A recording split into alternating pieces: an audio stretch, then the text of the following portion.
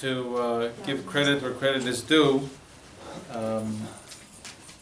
Part of this lecture was, I got the material from Rabbi Shafir. I'm close with him and he's been helpful. This is a very important lecture. It's a follow-up to last week. Last week we discussed the trick through which one could turn infatuation, which is the spark to start a marriage, into true love. And we mentioned how real love only comes after many years of giving, of investing one's time and energy into something, and how through giving one develops a love for that person, for that thing. Most people think the reason why you should go into a marriage to give is because if you give to the person, the recipient will appreciate it, they'll love you for it, thereby they'll do back to you, and then you'll love them for it, and they'll live happily ever after. However, there's another component. That's all true. An equal component, or even more important component, is through you giving to that person, you develop a love for that person. And we give many examples how when one invests time and energy into anything, whether it's a dog, whether it's a sports franchise, whatever it might be, even tomatoes, as the examples we gave last week, one develops a connection and a love, a bond for that thing or for that person. Now, after last week's lecture, one of the girls sent me a nice video. I think it's a famous video, I never saw it, but it's called The Tale of Two Seas. I'm sure the girls, a lot of them, no? Never seen it? It's interesting, I'll share with you some of the facts. It says that it's interesting, there's something strange in the geography of Israel. If you look, there are two seas in the Israel state. Two oceans, two seas. What are these two seas? One is the Sea of Galilee, and the other sea is what? The Dead Sea. Right? Those are the two seas. Now, the interesting part is that the Sea of Galilee is filled with all sorts of life and beautiful sights. It has 27 species of fish that are not found anywhere else in the world. There's lots of different green plants and beautiful flowers and all sorts of things growing around there. As opposed to the Dead Sea, which is completely dead, hence the name Dead Sea. The only thing you'll find there is its toxic and bitter waters. And in fact, anyone who hasn't been to the Dead Sea is really a cool place to go. I still remember the first time I went there, it was the coolest thing. You go in the water and you just stay afloat. You don't go down. It's so much salt. One thing you should not do is if you have any cuts on your body, do not enter into that water. It burns like there's, oh my gosh, it really burns. So I still have a lot of cool pictures from that day. Me and my best friend, we took the mud, it's supposed to be healthy mud, and we put all over our bodies. And we were like, I have a picture, a beautiful picture, completely black from head to toe, covered with this mud. It's a very cool place to go, but it's completely dead. The waters don't move, completely dead, no life in that sea. Now, the interesting part is that both of these seas are fed, the source is from the same river. The waters coming into the Dead Sea and the waters coming into the Galilee come from where? From the Jordan. Now, how could it be that two seas that are fed from the same single source, the Jordan River, one is completely dead and one is the source of life? There's a lot going on in that sea. And the interesting answer is that the Sea of Galilee, it receives water on one end and it gives out water on the other end. As opposed to the Dead Sea, all the water coming into it from the Jordan, it remains in that sea. And I think that's a very apt parable for the last lecture. We talked about the importance of giving. The reason why the Dead Sea is dead is because it's just a taker. All the water goes into that sea and nothing goes out. It doesn't give, it just takes. As opposed to the Sea of Galilee, which is the source of giving onto the other rivers and streams, That's the source of life. It's a very cool video. You have to see this video called The Tale of Two Seas. I thank the person who sent it to me. She's here right now. Thank you very much. Now, tonight I want to discuss a very different point, which is crucial for happiness in a marriage. There's an element in marriage which is so vital and so essential. Without this ingredient, a marriage cannot last. You have my word. I've dealt with a lot of couples in the past 4 years that I was in New York, a lot of Shalom Bayit cases, and I promise you that without this ingredient, a marriage will not last, cannot last. And in a lot of the cases, the problems, the arguments, and the fighting among couples, you could trace it, in many of the cases, trace that the root of the problem stems from a lack of this area, this element. And this ingredient is a total killer of love. Any love that is created through many years of giving can be destroyed through this ingredient.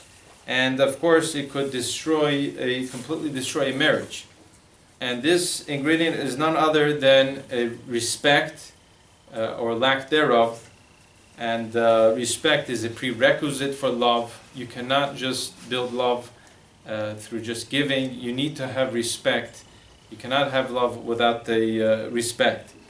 I want to spend a few minutes tonight to understand the Torah's perspective on respect in marriage, on one's spouse, and in general for all human beings, for all people. If you look at the Torah on the end of Parshat Yitro, it's a fascinating section. The last few psukim, last few verses, God commands us, He says, Mizbach Adamat Haseli, make me a Mizbeach. Mizbeach is an altar, where they used to bring the sacrifices. God says, make me a Mizbach Adama, made out of earthenware, and you should bring all your sacrifices upon this Mizbeach. On a side note, the Torah goes on to say, B'chol makom asher azkir et shemi, avo elecha uvrachticha. Anywhere you mention my name, I will come there and bless you. People look for all sorts of blessings, all sorts of segulas, that in order to enhance their life and make their life better, you want to know the ultimate source of blessing is anywhere you bring God into your life, you learn specifically His Torah, you're involved in coming to lectures, you will get blessed. That's where the ultimate source of blessing, and that's the ultimate source of holiness and Kedusha.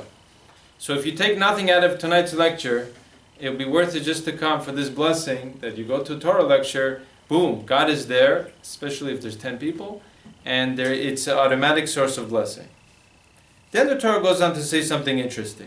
It says when you build this Mizbeach, it's high up. And when you want to bring the sacrifices, it's high up, you got to go up somehow. How should you go up? Says the Torah, Lo tale b'malot al mizbechi. Don't make steps. No steps going up to this Mizbeach. Why? Why shouldn't there be steps? The Torah goes on to say you should make a ramp, not steps. Asher lo tigal ervatcha alav. So that your erva, so that your certain parts of a human body should not be shown on this holy place. So when you take steps, when you're going up steps, you have to take wider gaps. And it's part of your body will be revealed. Although back then they used to wear robes, and it wouldn't be appropriate. Even though they had a certain pants that they wore, so it wouldn't be really revealing the parts of their body that they shouldn't be revealing, which is inappropriate. However, it has that appearance, and it's not proper respect in a place of such holiness to walk up steps. You have to walk up a ramp. And on a ramp, you could take smaller steps. Now, here's the interesting part. Rashi, on this verse, he says the following lesson.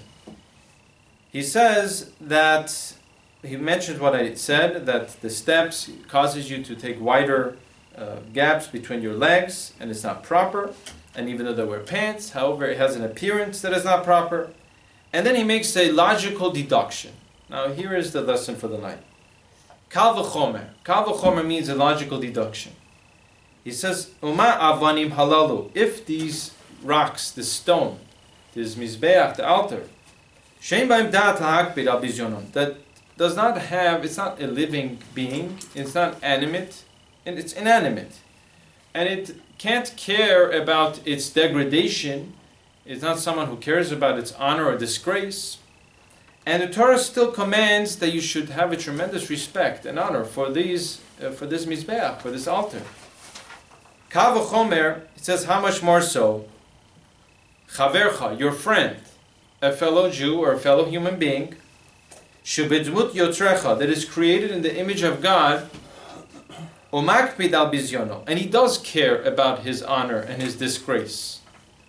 Al achad kama v'kama, how much more so should you be careful with your friend, how you treat your friend, and how you respect and honor your friend. Everyone follow that? So this is the logical deduction. If God commands by a mizbeach, by this altar, that you can't take steps, you got to go up the ramp. Why? Because it's not proper. You're going to be taking steps, part of your body going to be showing. Inappropriate. Although the steps, the stairs, that doesn't have a brain to think, look what this guy is doing on top of me. He's stepping on top of me, showing different parts of the body. Still the Torah says that you can't do that. You have to show the proper respect and honor.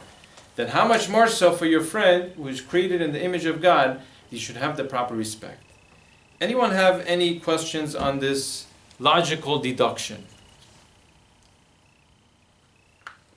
Does this sound good? Respect for the revealing of the parts. I mean, respect for the Mizbeach, for the altar. We bring the sacrifices. This was in the Beit HaMikdash, in our temple. Very, very holy place. You have to have the proper respect. If you're going to be walking up steps and you're going like this, parts of your body are going to be showing. Although you're wearing pants and nothing really is revealed, but has a slight appearance, which is not appropriate in such a holy place. Then how much more so for your fellow Jew? Now, I don't want to take up so much time. I'll tell you a question that I was bothered by. Listen to the following illustration. Think of the halachot, the laws of a typical synagogue. When you walk into a synagogue, there's a whole section in the Shulchan Aruch which talks about the holiness of a synagogue. The halachah is right that when you walk into the shul, the synagogue, you're not allowed to eat in the shul. You're not allowed to sleep and doze off in the shul. You're not allowed to take drinks. You're not allowed to have typical weekday conversations. And a lot of things that people might do are not supposed to do. This is God's house. This is Kedusha. This is holiness. If you're in the king's room and he's right there, you have to have a certain proper respect and honor. You don't start, going on your phone and playing games or texting. This is a shul. This is a synagogue. Now, that's a typical synagogue. Picture the kotel, the Western Wall. An average person who goes to the Western Wall, there's automatic awe. There's automatic, I wouldn't say fear, but there's an awe. You sense the kedusha, the holiness of the place. I never forget my first time I went there. I haven't been there in 16 years. I really miss it.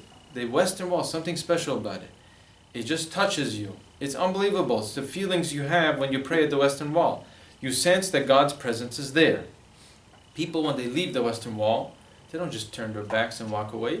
They walk backwards. You've seen that before? Mm-hmm. It's the proper respect, the proper honor that should be given to the kotel. It's complete holiness, kedusha. And this is only one wall.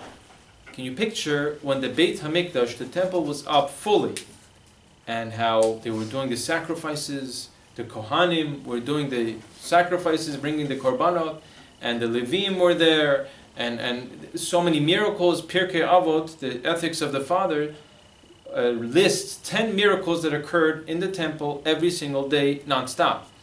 One of them, the fire that was on the Mizbeach, on this altar, the fire never went out. Rain, snow, doesn't matter what it was, thunder, lightning, this fire never went out. It was, you can't put it out. Another miracle was that there was a pillar of smoke that went up from the sacrifices. Nothing could budge this pillar of smoke that went straight up to heaven. The strongest winds and the biggest tornadoes cannot touch this pillar of smoke. And there's a whole list of 10 miracles that occurred. Now, that's an amazing sight. It's hard for us to relate to it, because right now we only have one wall. And inside is taken over by the Arabs. And by the way, even the non-Jews can understand the holiness of the place. It's unbelievable how all the religions, the major religions, the Christians, the Muslims, all are fighting for this small little pot of land They all understand the holiness of the place, and it's unbelievable. They have their mosque there, right outside the kotel and the place of the mosque. The Christians have a church there. They understand the holiness of the place. We know in halacha that all our prayers, the reason why we face east, we don't face north and south and west, we face east when we pray. Why east? Because Yerushalayim is east. If you're in Yerushalayim, which way do you face? You face towards the western wall.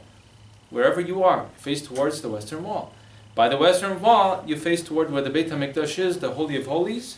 Why? Because all the prayers gather on top of the Beit HaMikdash, the temple, and they rise up to heaven from there. Hence, we're facing our hearts and everything towards Yerushalayim, towards the Kodesh Kodashim, the Holy of Holies, the temple. The Kohen, at the age of 25, he's trained for 5 years to be able to bring a single sacrifice. You have to understand, bringing a sacrifice is not just a thing. You bring a cow and slaughter it, and you have to have the proper training. You have to be in the proper state of mind, the proper kavanah, the proper intention, the proper purity of heart. And this is some of the things that go on in the Beit HaMikdash. You can imagine the holiness and the sense of awe that one should have when they enter, even the western wall, and how much more so when the temple was up. Now, this being said, granted that one's friend, a fellow Jew, or any other human being, you have to be sensitive towards their feelings, and you have to show them respect. But if I asked you a question, which one deserves and mandates a higher level of respect and honor? Your fellow Jew, your friend, or the Kodesh Kodashim, the Holy of Holies? Again, we're talking about the Mizbeach, which is inside the temple, inside the Beit HaMikdash. This is where you really have to be careful what you do. You really have to be careful what you're thinking. This is God's house. This is the temple. Now, if I ask you, which one should you have more honor and respect for? Your fellow Jew, or another human being, or the temple, the Holy of Holies, where this Mizbeach is? Again, granted that you have to show respect to everybody. But which one deserves and mandates a higher level of honor, a higher level of respect? What would you say? What do you think? I think most people would say, if you ask my opinion, I would say the temple. Typically when you deal with your friends or other people, you have respect, you treat them with respect. But the average person, when they're talking to their friends, or even if they're not their friends, they talk nicely, but to have that awe, to have that, wow, this is a holy place, this is God's house, the respect and honor they have is much greater in the place of the temple, in the Beis HaMikdash. So not only is Rashi saying that the Mizbeach, he's not saying they're equal, Rashi is saying the Mizbeach deserves less honor than your friend. Not only is he saying that they're the same, he's not saying they're the same. He's making a logical deduction. If you have the proper respect and honor for stones, for rocks, this altar, how much more so for your friend? I would say it should be the opposite. I would say the respect and honor that you should be giving the Mizbeach, the Beit HaMikdash, should be greater than the respect and honor you give your friends. And I think most people live that way. They give more respect to places of holiness. They act much more carefully when the place of holiness in God's house than with their friends or with any other person. Everyone hear the question? It's a question that I want to address tonight. Now, in order to answer this, I think we have to get an understanding to the Torah's perspective of the value of a human being. How important is a human being? There's a Mishnah in Sanhedrin. The Mishnah writes, it is bothered by an obvious question. How come God created Adam, first man, by himself alone? Why didn't he create Adam and Chava together? It should bother everybody. He creates Adam, and then he realizes that, he's lo tov Adam levado, it's not good to be alone, and I need a helpmate, I need a wife. And after all that, he creates a wife. So one of the answers given, in order for him to appreciate his wife, he had to first see that there's no other mate that matches him. However, this Mishnah gives another insight, very, very important insight of why God created Adam, the first human being, by himself. God could have easily created man and woman together. He could have created 1 million people in one shot. Boom. Take them all from the dirt of the land and create 1 million people in one shot. The Mishnah is bothered by this question and asks, how come God created this world with one single person alone? And listen to what the Mishnah says. The Mishnah says is to teach you one very single, very important lesson, and that this entire complex, amazing, beautiful world was created just for the sake of one person. And the Mishnah concludes that with everything in this world, all the planets and all the galaxies, and my brother bought my kids many years ago a planets book. And you just take a look at these planets book and you see what's going on in the world. All the galaxies and how the sun, which is many, many thousands of times bigger than planet Earth, and it's 93 million miles away from planet Earth, is one of billions of stars, the scientists say. As big and huge as it is, it's one of billions of stars. And this is only in our galaxy, and there are plenty of other galaxies going on. The scientists have no clue. It gets to a point where they don't even know what's going on up there. This is how big our world is. Says this Mishnah that with everything that is created in this world, the moon and the star and the sun and the oceans and everything, the person has to feel that this was created just for me alone. Says the Mishnah, this is the oral law, Lefika kol echad ve'echad chayiv lomar, every person is obligated, not just they should say, it's a nice thing, you have an obligation to say and to feel, Bishvili nivra ha'olam, that the world was created for me. Now this does not cause a sense of arrogance like you might think, that I'm all that the whole world is created just for me.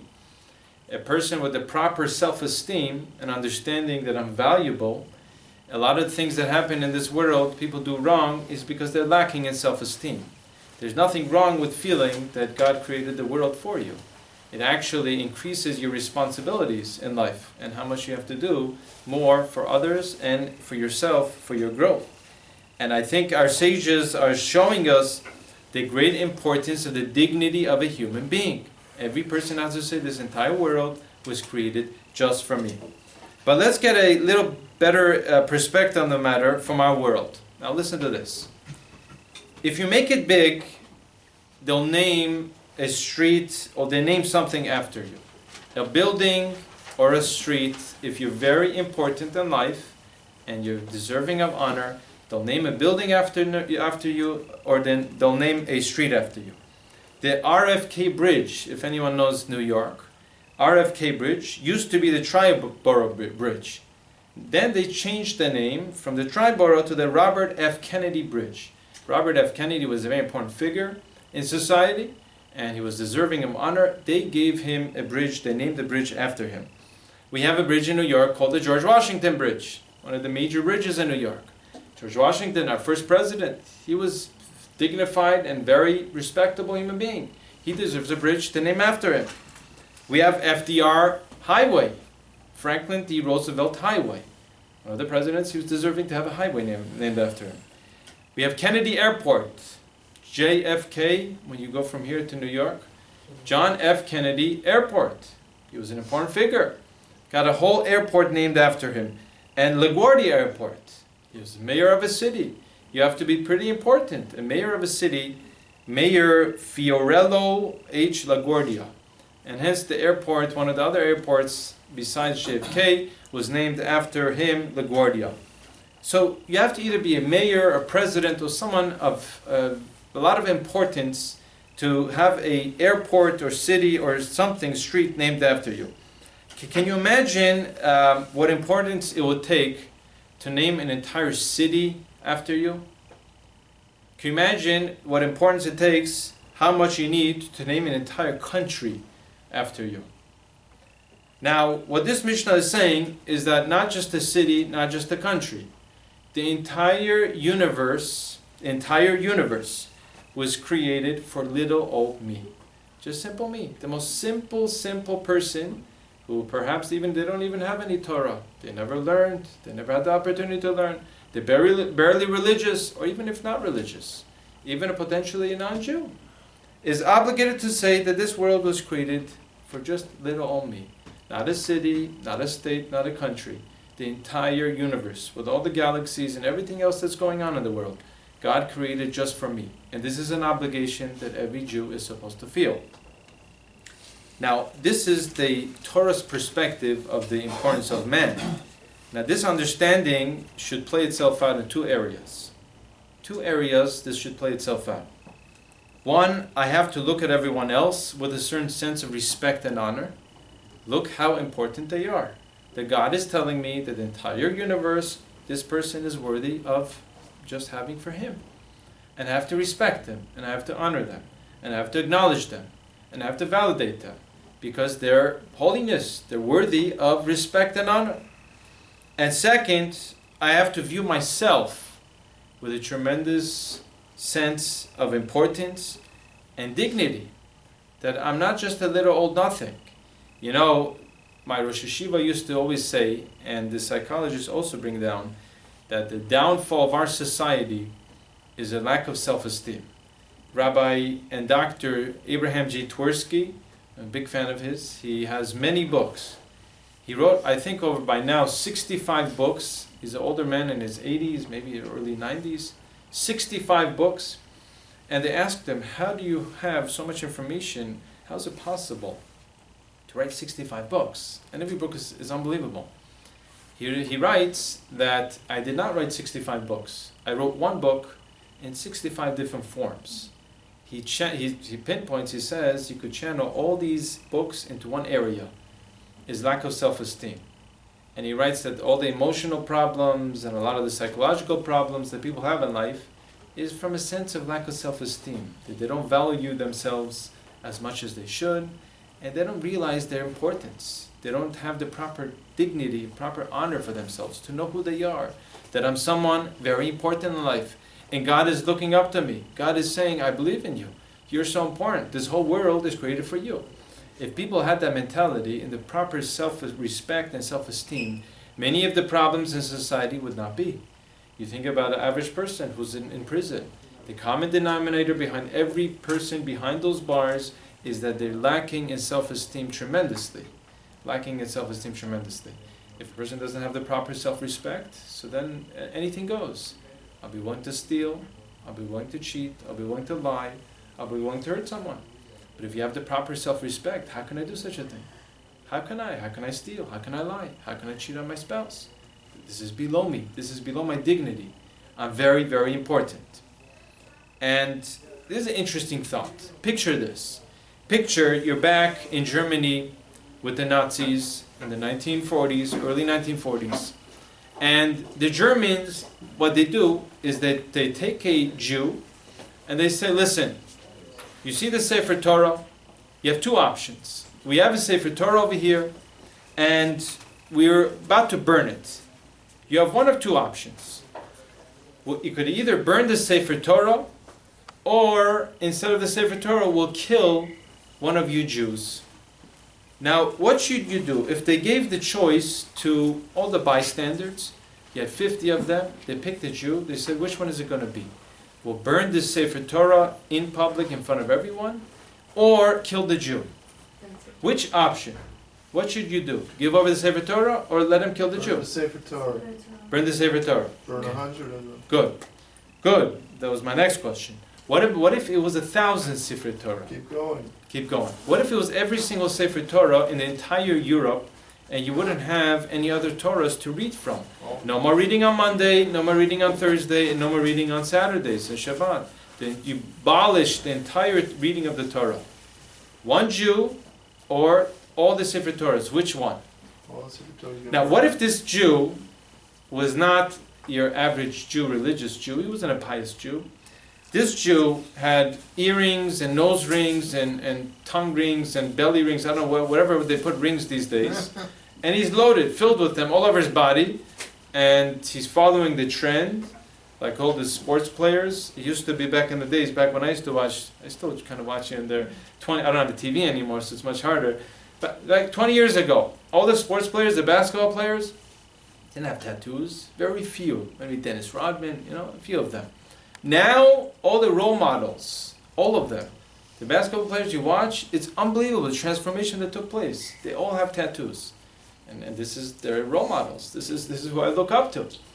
Imagine this guy had all sorts of rings and he had tattoos all over his body.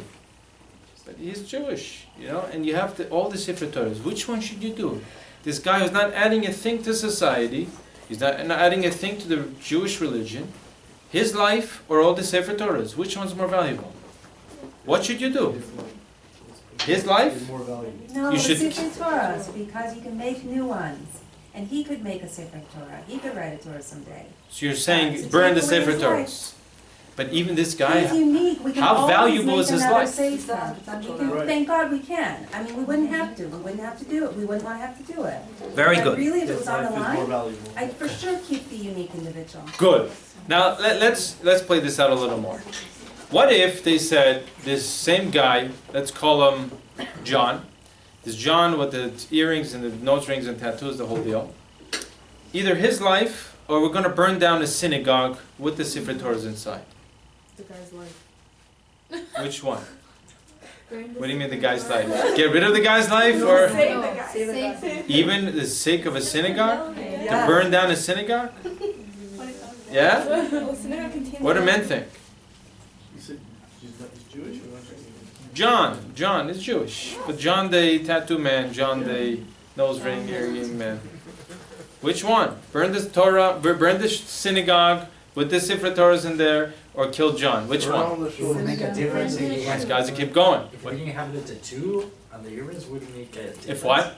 If he didn't have a tattoo or earrings. I'm asking you. Tell me. I'm asking the Why question. you put the tattoo thing? But I'm trying to create a picture that you're talking about a Jew who's so far removed from religiosity. He has nothing, no part of him.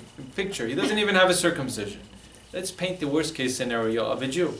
Okay? His father is even not Jewish. His mother's Jewish, which in this religion is Jewish. Okay?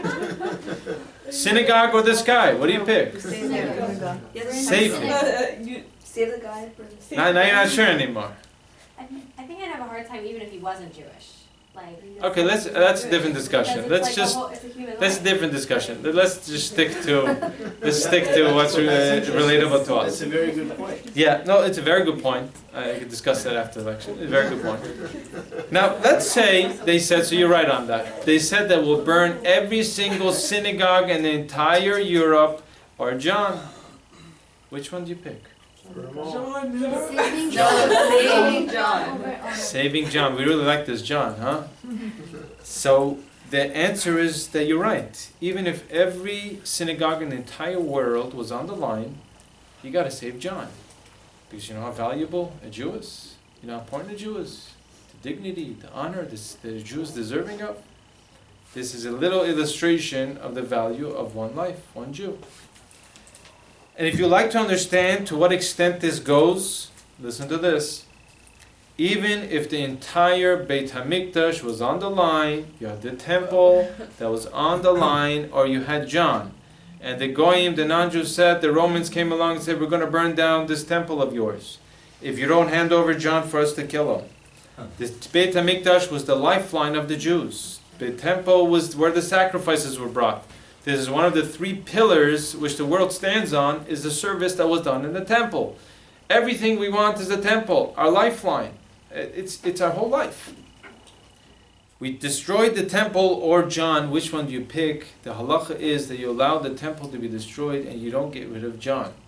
It's a small illustration, not so small, about the value and the dignity and the honor that every Jew is deserving of, how valuable they are.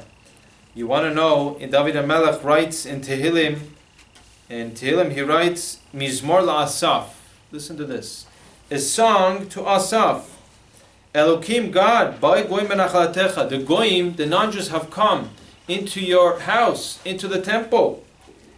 Timotecha koshercha. They made impure your holiness and your vessels, everything that was holy in your temple.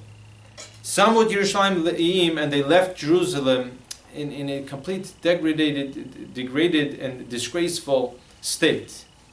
Now when you read this, you should be bothered by a question. Why in the world, if it's talking about the destruction of the temple, does it say mizmor? Mizmor means a song. You know, like you sing a song and now the Lag Bomer kicked in, you listen to your music.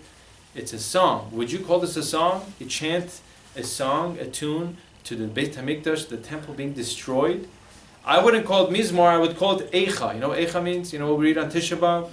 In Lamentations, with sadness, crying. What's Mizmor? Song, celebration, joy. The temple was destroyed. It does not seem to make any sense what David HaMelech is writing over here. However, the answer is as follows. The Midrash writes that at that point, of course, the temple is only destroyed because of the Jews' sins, and the second temple, at least, the main sin, because there was no camaraderie, there was no unity, people were slandering each other. God says they don't deserve to have the temple. We lost the temple because of the Jewish sins. And the reason why it's a mizmor, it's a song, is because, says the Midrash, God took his wrath and he poured it on sticks and stones, then to take away the Jewish life. Although a lot of Jews did die through that, but the reason why it's a mizmor is the main wrath of God came out on this temple. The temple was wiped out, and the Jewish nation was spared. Throughout centuries, throughout the generations, we've been spared. It doesn't make any sense. It's illogical. But the reason why we're around is through miracles, but God takes his wrath and throws it on the temple. Hence, it's a mizmor, it's a song. Because Jews, the value of a human being, it's incredible. And even everything, even the most holy structure, is completely insignificant compared to a human life. And I'll give you an example. The average person, when they're dancing with the Torah, by Simchat Torah, they're rejoicing and dancing with the Torah. People are so careful with the dignity and honor of the Torah. Yet a lot of times, people are not so careful into bumping someone, stepping on their foot, a lot of the things that people are not so careful with. And if you ask the person, what do you mean the Torah? Imagine the Torah, a guy's holding a Torah and he would fall down to the floor. You would run, and instead of helping the guy up, you would pick up the Sefer Torah, no?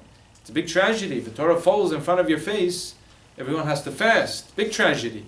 But the guy, instead of helping the guy up who fell, you pick up the Sefer Torah. That's backwards. Why? Although tremendous respect has to be shown to the Sefer Torah, the human life, the Jew, is much more valuable than not only one Sefer Torah, than all the Sefer Torahs in the world. And I think this is exactly what Rashi is trying to share with us, this logical deduction. If for a Mizbeach, where you show proper respect, you can't take steps, it has to be on a ramp, proper dignity and honor you have to give to the place. How much more so for your fellow Jew? Because the value of a Jew, it's incredible. The significance of one Jew is beyond comprehension. And this is very relevant because we live in a generation of complete disrespect. We live in a world where the lack of respect is mind-boggling. This is the Gemara in the end of Sota, foretold of such a thing happening. Says the Mishnah, one line, it says, Be'ikvatu de Mashiach, in the times of a Mashiach, when his time is supposed to come, first thing it says that will happen, chutzpah yiskeh. That it says disrespect and dishonor will be rampant, and people are not going to be so respectful anymore. No respect for elders, no respect for people in general, no respect even for one's parents. You think back 20 years ago, I'm sure that people could relate, the amount of respect and honor you had for your parents back in those days. No one would dare to talk back to their parents. My kids will have no problem talking back to me. And if they don't like something, they'll be, they'll tell me what's on their minds. And you'll see it all the time. I mean, you have to be very tolerant and understanding and be easygoing. It's a different lecture. There's a parenting lecture. The main killer of self-esteem, which we discuss is the most important component and element for a person's healthiness in life, is built through the parents. Critical parents, the parents are very tough with their kids. They completely undermine any sense of self-esteem. And that's a whole lecture by itself. It's a very, very important lecture. But, that they build the self-esteem or they destroy it. However, this is what we're talking about. A world of disrespect. A world of not honoring people properly. I want to just end with the formula. I'm going to share with you a very important formula for Shalom Bayit. You want to have harmony in your marriages, and you want to have the best marriages. You listen to the advice of the Rambam, Maimonides, written back 900 years ago, This formula is the exact formula of how a man should conduct himself in a marriage and how a woman should conduct herself in a marriage. This is very important. Now listen to what he says. And I've seen time and time again what he says is the problem. The majority of the marriages that are rocky, that are shaky, that have issues, is a lack of what the Rambam says. The Rambam writes that our sages commanded us, he's quoting one of the Gemaras, it's a page in the Talmud, that says, Shi Adam mechabed et ishto, yoter megufo, that a man should respect his wife more than himself. Whatever respect and honor that he expects and he wants for himself, he should have much more than that for his wife. And apparently that's doable. You could have more respect for your wife than even for yourself. Vo'ahava kegufo, and you should love her like yourself. You can't love her more than yourself, it's not possible. Natural love that every person has for themselves. But you should love her like yourself and respect her more than yourself. And he goes on to say, if a person has the means, you should buy her clothing and you should be there for her. And the Rambam seems to say that what a woman needs in a marriage to be happy is this sense of feeling cherished, a sense of respect, a sense of feeling honored, and the fact that she's more important and more valuable than anything else to you. More than any other basketball game and anything else going on in your phone and all this stuff that married people could relate to this. That she comes first. If a woman feels that she comes first, she'll be happy in her marriage. You mark my words. You take a look at the marriages. The root of a lot of the problems that stems is because the husband is not showing the proper respect, not giving the wife the proper attention. This is where it stems from. They'll give you all sorts of excuses. And in the next lecture, I'll discuss a different component, which is completely destroying marriages. And a very important idea of the next lecture, which is connected to this one. But this is what the Rambam says. That's what a woman needs. Now, what does a man need? The Rambam writes that similarly the sages commanded the woman that she should respect her husband, but he adds something, a word. Beyoter midai, 2 words. Exceedingly, much more than the typical honor. Meaning, both have to respect each other. But apparently men have an aspect to them that, whether it's because of their arrogance or whatever the reasons are, they need to feel respected. If a man is not feeling respected in the marriage is headed downwards. I don't care how much love they have, it's headed downwards. He needs to feel a tremendous amount of respect. This is how men are, and disrespect completely kills that relationship. Yet, in so many marriages, the basic respect is not there. You don't find it. They may have had love and gave to each other, like we discussed the last lecture, but if they don't know how to talk to each other, and they don't know how to relate to each other, and they don't know how to act towards each other, they will not have a good marriage. If there's disrespect, not the proper honor, it's going to go downhill. This goes back again, what should a person look for when they're dating? The priority is the traits, is the midot. How much respect does this person have for other individuals? And you could do a little research. I know everyone on their dates are in the best behavior. But you'll see that you'll be able to figure out a little bit what they're about and how respectful they are. There was an interesting study done, and it's very eye-opening. They set up a video, and they took 2 people to discuss a certain topic, to have a debate, to have an argument about a certain topic. So first, they brought the husband and wife, they interviewed them, they videotaped this, and then after, the husband stepped out, they brought a stranger, the wife had a discussion with the stranger, and then the wife stepped out, the husband had a discussion with the stranger, and they found out an amazing fact, time and time again. They found that a husband and wife are less likely to accept each other's opinions and less polite to one another than a stranger. And this occurred time and time again. Every single video was the same thing. For a complete stranger, you have much more respect, how you talk, and your voice, and the manner in which you relate to them is much more than how you relate to your own spouse. Isn't that unbelievable? You know, you picture in the middle of a fight, you have an argument with your spouse, your wife, your husband, and you're screaming at each other.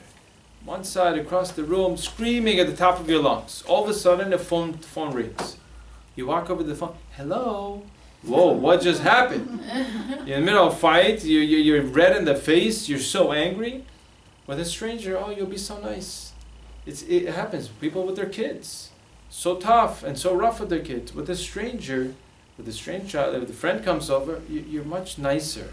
You're not commanding, you're not critical. What in the world? What gives? How come for a complete stranger you have so much more respect? The answer is very simple. The things that you get used to, this is what we call hergel. If you get close to someone, you're used to seeing them, it kind of, the sensitivity wears off. And it's not the same. And it's very important in life, this applies to anything in life. You know, like whatever you do more often, you lose the sensitivity. Prayer is one of the greatest things in the world. The Gemara writes, one of the things that the world stands on is a person's prayers. Yet, says the Gemara, B'nei Adam mezalzelim ba, people make a complete disgrace and mockery of prayer. Why? 3 times a day, every day, I get up and do the same thing, it becomes a routine. Just saying the same words, it's important, that's why in the end of the prayers, you should add your own prayers. You should always add. I add my own prayers before I take 3 steps back, talk to God, in whatever language you want. This way you get out of that routine, because otherwise you get sucked into the routine, you lose the value of the prayer and the importance of the prayer. And this applies also to one's spouse. Anyone you're used to, you spend a lot of time with, you lose that proper sensitivity. And what we learned tonight is that one of the most critical components in a marriage, in any relationship, even not in a marriage, your co-workers, your friends, you have to view them as so important, and you have to give them the proper honor. More than honor you give to the Sefer Torah when you come to the synagogue, more than the honor you give to the actual synagogue, more than the honor that you give to the Western Wall and the Beit HaMikdash, even if it was fully intact, is the honor that your friend, your spouse, or anyone else is deserving of. And it's so important for a person to work on this understanding, this Chazal's, the sages, the Torah's view of the perspective of the honor that every human being is deserving of.